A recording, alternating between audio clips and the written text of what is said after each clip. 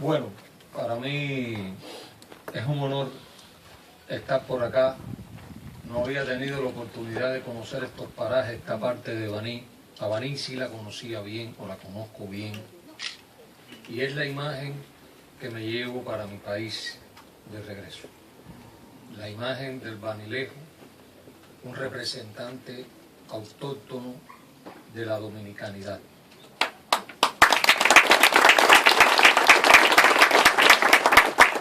Un representante de la solidaridad, porque en Baní fue donde Fidel estuvo en 1998 y decidió donar de un premio que había recibido él ese dinero, el monto de esa suma, para construir un politécnico en la tierra donde nació el más cubano de los dominicanos, el generalísimo Máximo Gómez. Pero yo quería aprovechar la ocasión, por supuesto, para darle una pincelada breve, no más de 15 minutos, de la actualidad, de lo que está pasando en nuestro país, de la situación, la crudeza y la forma en que se está manejando el bloqueo de los Estados Unidos contra Cuba, que tiene una vigencia total y se recrudece progresivamente en contra de la voluntad de los pueblos del mundo. Aprovechando este espacio para agradecer a través de la solidaridad que hemos tenido siempre de los dominicanos, informándoles, diciéndoles un poco todo lo que acontece en nuestro país, las dificultades que se enfrenta nuestro pueblo. Pero para ello tengo que hacer un pase de revista breve a la historia contemporánea. La historia de Cuba ha sido amenazada por el colonialismo, el neocolonialismo y la injerencia en los asuntos internos de la nación por potencias extranjeras. Los abusos y excesos cometidos por el Imperio Español en su intento por mantener la dominación colonial sobre Cuba dieron al traste con el inicio de la Guerra de Independencia del 10 de octubre de 1868, que comienza cuando un hacendado cubano le daba la libertad a sus esclavos para iniciar la guerra contra España.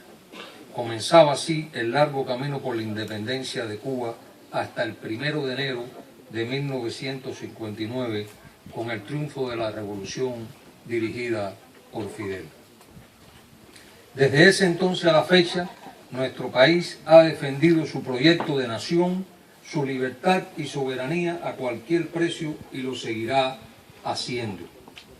El dominio de los Estados Unidos sobre Cuba se remonta al 1 de enero de 1899, cuando entra en vigor el Tratado de París que firma con España, el 10 de diciembre de 1898, después de su entrada en la guerra contra España, cuando ya había sido ganada por los mambises cubanos. Para intervenir militarmente en Cuba, usaron como pretexto la voladura del acorazado Maine de la Armada norteamericana que se encontraba anclado en el puerto de La Habana. Un buque que llegó a aguas cubanas sin ser invitado por el gobierno colonial español, en medio de una guerra virtualmente perdida por España, de un escenario tenso de las relaciones entre España y los Estados Unidos. Es evidente que España le autoriza la entrada a puerto cubano para evitarse el conflicto con los Estados Unidos, y entra el buque y ancla en puerto cubano. Inexplicablemente, el buque estalla el 25 de enero de 1898 a las 9:45 de la noche, perdiendo la vida 266 hombres, esencialmente marinos estadounidenses. Pero sus intereses por nuestro país se remontan incluso más atrás, a 1823, 76 años antes, cuando John Quincy Adams, secretario de Estado, el 28 de abril de 1823, delineaba lo que se conoció como la política de la fruta madura. Y le voy a leer la esencia de la política para que ustedes vean la vigencia de ese pensamiento y de la doctrina Monroe hacia América Latina actualmente. Dice la ley de la fruta madura: Hay leyes de gravitación política como las hay de gravitación física. Y así como una fruta separada de su árbol por la fuerza del tiempo no puede, aunque quiera, dejar de caer al suelo, así Cuba, una vez separada de España y rota la conexión artificial que la liga con ella, es incapaz de sostenerse por sí sola y tiene que gravitar necesariamente hacia la Unión Norteamericana. Fin de la cita. Fue este señor, el sexto presidente de los Estados Unidos, el que diseñó la doctrina Monroe, que dice en esencia: no se permitirá que ninguna potencia extranjera reconquiste territorio en América, porque América es para los americanos. Faltó decir, América es para los estadounidenses, porque ni siquiera para los norteamericanos, porque se incluye Canadá. El próximo 31 de octubre se llevará a cabo en la Asamblea General de las Naciones Unidas, por 27ª ocasión, la votación del informe presentado por Cuba, necesidad de poner fin al bloqueo económico comercial de los Estados Unidos contra Cuba, sobre el cual la casi absoluta mayoría de las naciones que la integran han apoyado sucesivamente. Sin embargo, los sucesivos gobiernos de los Estados Unidos han hecho caso omiso a este reclamo internacional. El bloqueo económico, comercial y financiero, con casi 6 décadas de existencia, es cada vez más fuerte y continúa siendo el mayor obstáculo a nuestro desarrollo. El bloqueo clasifica como acto de genocidio, a tenor de la Convención para la Prevención y Sanción del Delito de Genocidio de 1948, la que en su artículo 2 recoge: se entiende por genocidio cualquiera de los actos mencionados a continuación, cometidos con la intención de destruir total o parcialmente a un grupo nacional, étnico, racial o religioso. Y dice a continuación en su inciso C: sometimiento intencional a un grupo a condiciones de existencia que hayan de acarrear destrucción física total o parcial. ¿Y qué es si no es eso el bloqueo? Es una pregunta que para las generaciones futuras de cubanos, de dominicanos, de latinos-americanos tenemos que hacernos y dejar clara la mentalidad de esos jóvenes, porque el bloqueo existe y se recrudece y hace pagar sobre nuestro pueblo un precio extraordinario. Los daños acumulados por el bloqueo alcanzan la cifra de 933.678 millones de dólares, tomando en cuenta la depreciación del dólar frente al valor del oro en el mercado internacional. O lo que es similar a decir 134.499 millones a precios corrientes, y solamente en el periodo que transitó de abril del 2017 a marzo de este año, el costo calculado es de 4.321 millones más. La llegada a la presidencia de Donald Trump representó el inicio de un proceso de retroceso de las relaciones bilaterales y de recrudecimiento del bloqueo contra Cuba. Las modificaciones a las normativas sobre la aplicación del bloqueo implementadas por Barack Obama y su postura a favor de la eliminación de esta política fueron revertidas de forma drástica por el gobierno actual. Las decisiones de Donald Trump, precedidas por mensajes y declaraciones negativas durante su campaña electoral, determinaron un proceso de revisión completa de la política hacia Cuba, ordenado por el Ejecutivo en febrero del 2017. El 16 de junio de ese año, 2017, el presidente Donald Trump firmó en Miami el Memorando Presidencial de Seguridad Nacional sobre el fortalecimiento de la política de los Estados Unidos hacia Cuba, que derogó la directiva emitida por el presidente Barack Obama el 14 de octubre del 2016, titulada Normalización de las relaciones entre los Estados Unidos y Cuba. Es decir, un paso atrás de lo que ya se venía avanzando en el gobierno de Obama. se produjo como resultado un cambio notable en la política estadounidense hacia Cuba, con un carácter marcadamente negativo. Los Estados Unidos retomaron la estrategia de recrudecimiento del bloqueo y la subversión contra nuestro país. El 8 de noviembre del 2017, los departamentos de Comercio, Tesoro y los Estados Unidos emitieron nuevas regulaciones y disposiciones en cumplimiento de lo establecido en el memorando presidencial del 16 de junio. Se impusieron restricciones para los viajes bajo la categoría pueblo a pueblo, una de las excepciones más utilizadas por los estadounidenses para visitar a Cuba, además de limitaciones que fueron agregadas a los viajes educacionales. Lo anterior ha incluido durante el 2018 en la disminución de los viajeros a nuestro país, incluyendo las visitas de instituciones académicas y de miles de estudiantes universitarios que viajaban a Cuba para tener intercambio académico con estudiantes y en universidades cubanas.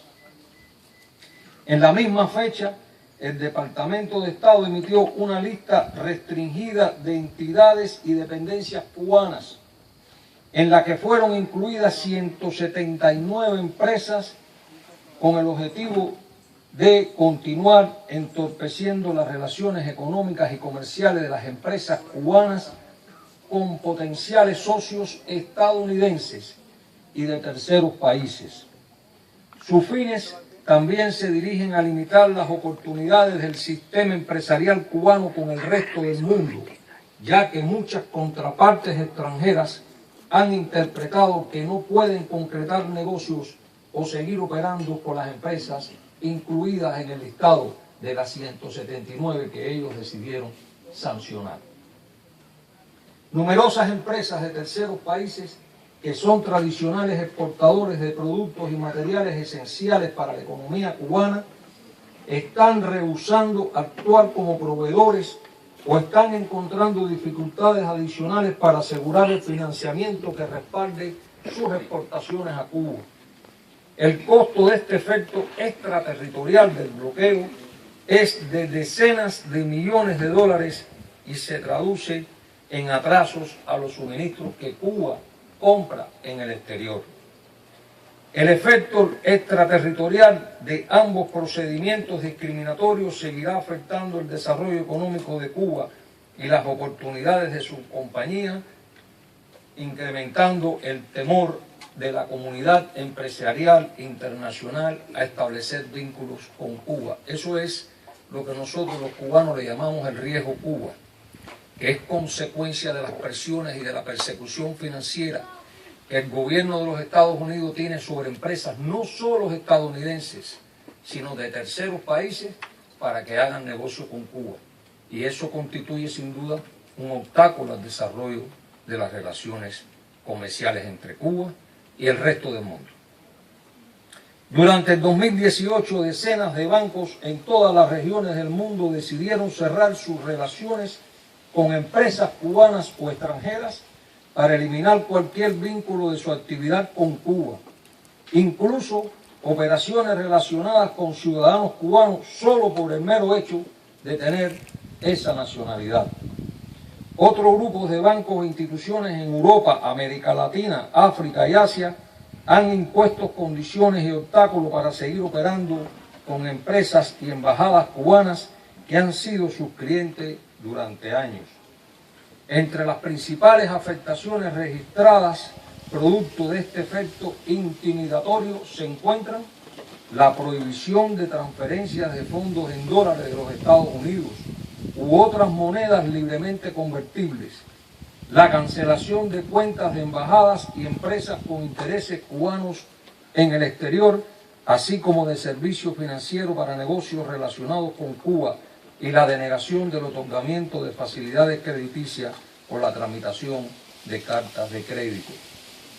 El cerco financiero contra Cuba se ha recrudecido. Ello es resultado de los mecanismos de vigilancia y fiscalización impuestos por los Estados Unidos sobre las multas millonarias que han sido impuestas contra bancos extranjeros en los últimos años.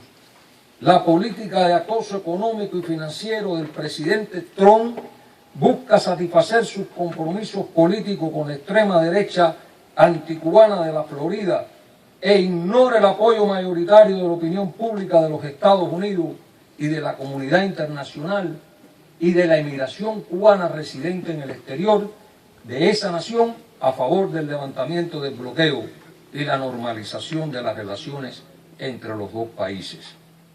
La aplicación extraterritorial del bloqueo daña seriamente a Cuba, pero afecta también los intereses de los derechos soberanos de terceros países, lo que constituye una violación al derecho internacional, los propósitos y principios de la Carta de las Naciones Unidas y las normas del libre comercio.